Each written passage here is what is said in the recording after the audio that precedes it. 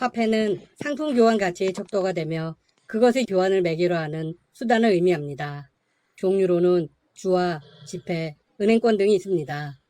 그중 주화는 주조화폐의 약칭으로 금속을 일정한 모양으로 가공해 각인한 금속화폐입니다. 한국은행의 독도기념주화 발행 문제가 국회 상임위에서 다시 한번 공식적으로 거론되었습니다. 지난 24일 기획재정위원회에서 민주당 의원들이 한국은행 총재를 향해서 이렇게 물은 것입니다. 독도는 어느 나라 땅입니까?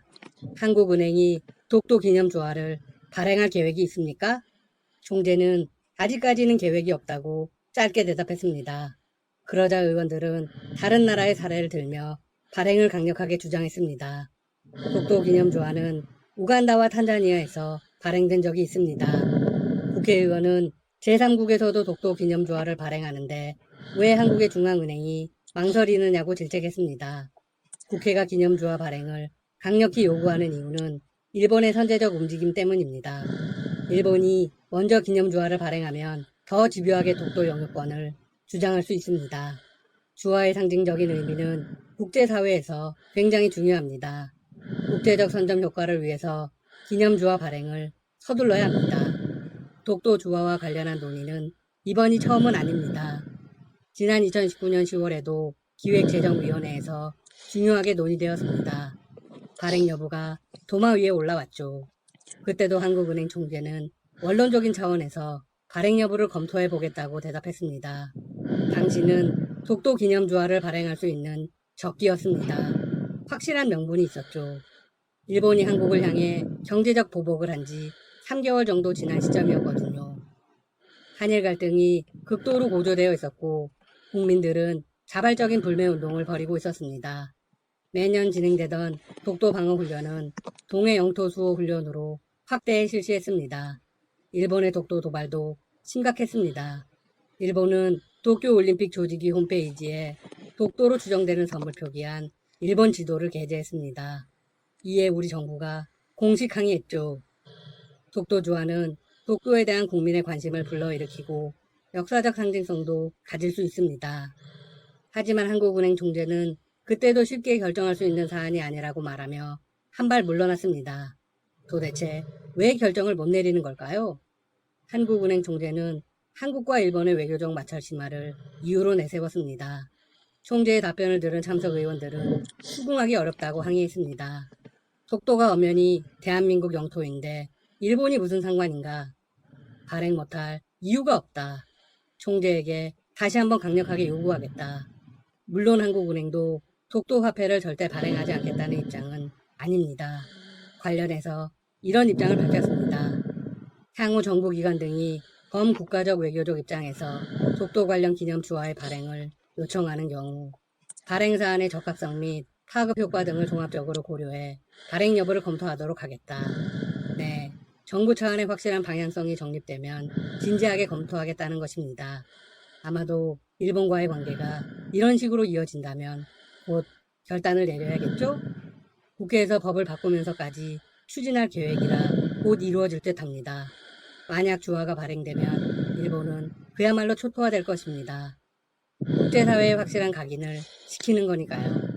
관련 내용에 앞서 우간다와 탄자니아 독도 기념주화 이야기를 잠시 하겠습니다. 이는 한국은행에서 직접 밝힌 것입니다. 2005년 우간다에서는 독도 주화를 2000실링 은화로 5,000장 발행했습니다. 2019년에는 탄자니아에서 3,000실링 은화를 777장 발행했습니다. 탄자니아의 기념주화는 특히 인상적입니다. 155.5g짜리 수능 기념주화 위에 동도와 서도가 떠있는 모습이 마치 실물처럼 새겨져 있습니다. 영어로 독도라고 표기되어 있습니다. 그리고 The Land of Korea라고 적혀 있죠. 네, 독도는 한국 땅이라고 공식적으로 인정한 것입니다. 이 주화는 탄자니아 중앙은행에서 발행된 엄연한 법정 통화입니다. 그런데 이후 일본과의 외교 갈등을 염려한 것인지 한 차례 부인을 했습니다. 하지만 시중에 유통된 건 확실한 사실입니다. 탄자니아 주화는 한국에도 많이 유입되었습니다. 한국의 경우 주화 발행 기준이 굉장히 엄격합니다. 하지만 외국은 한국처럼 보수적인 분위기가 아니라고 합니다. 북한에도 독도주화가 존재합니다. 이미 15년 전인 2004년에 은화, 동화, 알루미늄화 등 모두 8종의 독도 기념주화를 발행한 바 있습니다. 한국이 아직까지 독도 기념주화를 발행하지 않았다는 것이 정말 안타깝습니다. 외교적 문제라고는 하지만 물론 마냥 손 놓고 있을 수는 없습니다. 조폐공사가 2015년 광복 70주년을 맞아 독도 기념 메달을 제작해 판매한 적은 있습니다. 하지만 그 의미는 기념주화와 다릅니다.